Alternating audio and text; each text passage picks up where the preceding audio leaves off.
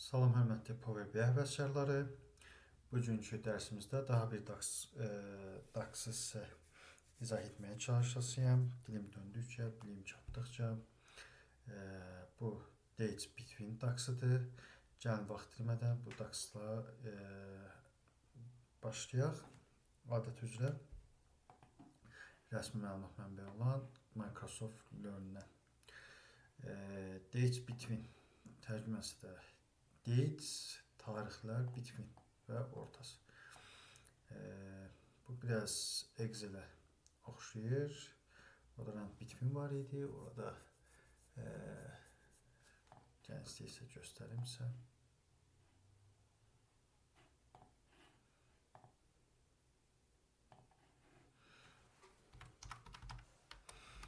Rand between, burada top yazırdıq.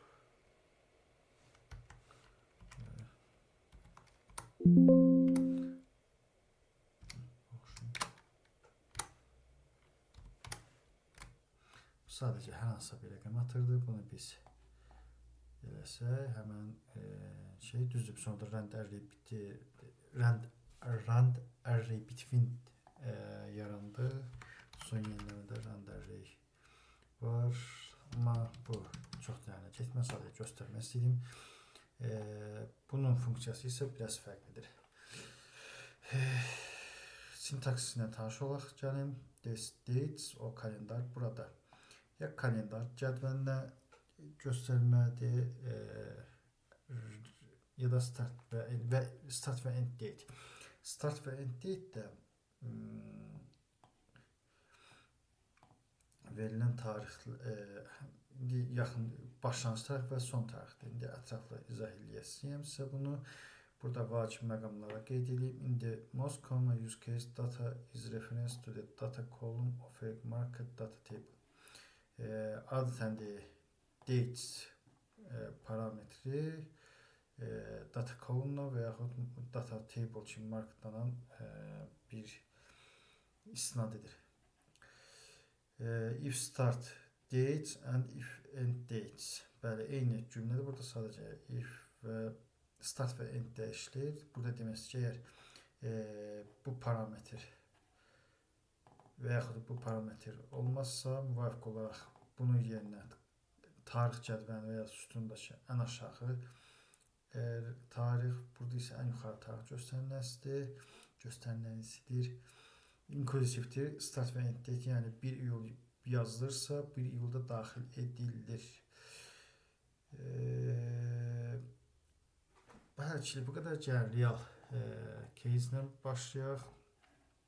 Belə bir fərz et DAX-ımız var. Satışlardır 1 yanvardan 1 aprelə qədər. Bu da isə side amount görünürsünüz. Bu da produktdur. Produkt əslində bizə elə bir lazım deyil. Gəlin vaxt itirmədən başlayaq. İlk öncə bura mən bir kolon əlavə etmək istəyirəm. Bu bizə irəlidə müqayisə üçün göstərmək lazım olacaq. Format bu. Bununla bağlı irəlidə səhv etməmsə bunu artıq izah etmişdim.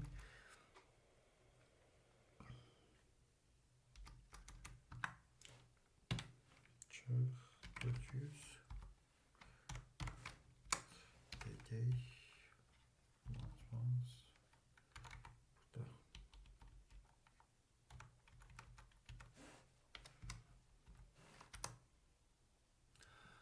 bəli, burada cənabına beləyək.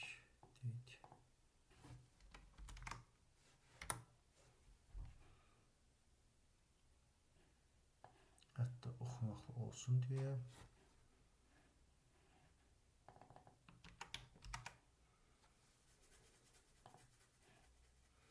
DAX Studio çəkək. Bu da faydalı bir.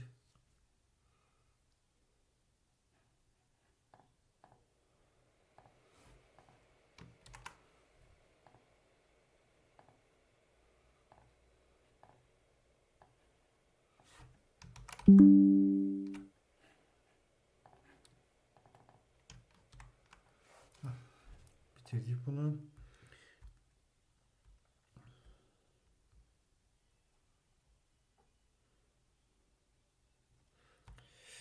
Deməli, sizə qeydlərimə baxmam. Görüm yadımdan çıxan bir nüans varmı və yaxud yoxdur. Bəli, indi başlayaq. Gəlin burada bir kart əlavə edək. Ortaya gətirək. New measure edək. New measure. Gəlin previews 400 calculate sum əmətdə tapasıyıq. Axtarasyosamı filtre olaraq dates between sonra dates between date today çık 400 ve today date de bu olası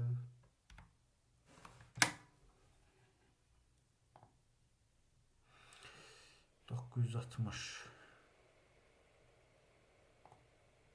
ama yok.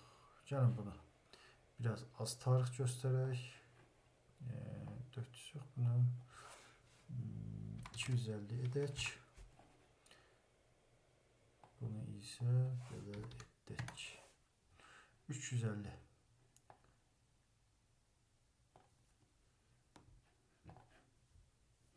Deməli bu da 250 edək. Üstünüzü baxın 250 gün. Bağışlayın.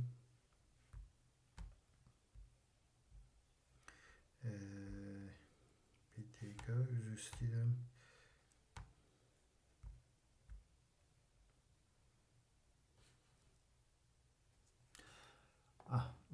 Burada mən 250 qeyd etmişəm. Bir daha da measure yaradaq. Format value olsun today. Çıx 250. 2 3 4 2 3 4. Bir daha da propertiesine kart gətirək. Bu measure ad verməyə ehtiyac yoxdur. Deməli, bu gündən 250 gün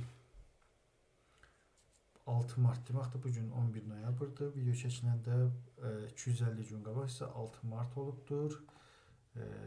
Biz də burada demişik ki 250 gündən qabaq, yəni bu günə qədər olan satışların gəmini tap. Bu da 350. Baxın 6 Mart.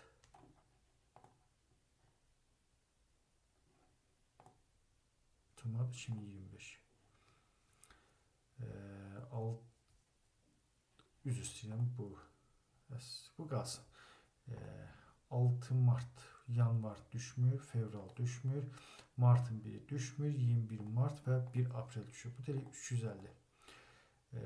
Göründüyü üzərə bu. İndi belə bir nüans da var. Sabah bu 7, növbət gün 8, 9 və müvafiq olaraq gedəsidir. Dinamik array və çox gözəl reportlar hazırlatma olur. Dinamikdir.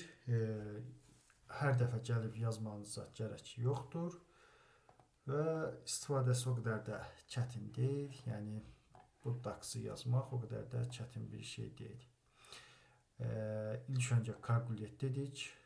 Nə hesabladığımızı göstərdik. Bu hissədir calculate. Sonra bu hissə artıq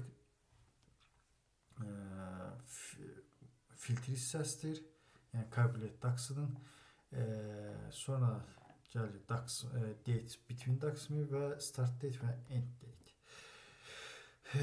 Bunu KPI-lərdə də işlətmək olur, kartlarda da işlətmək olur. Belə. Başqa yadıma düşsə qeyd edərəm rəy bölməsinə. Sizin də nəsə əlavə və köməkli dəstək tənqid fikirləriniz olarsa eşitməyə, oxumağa hazıram. Bu günlük dərsimiz bu qədər. Sağ olun, sağlıqla qalın.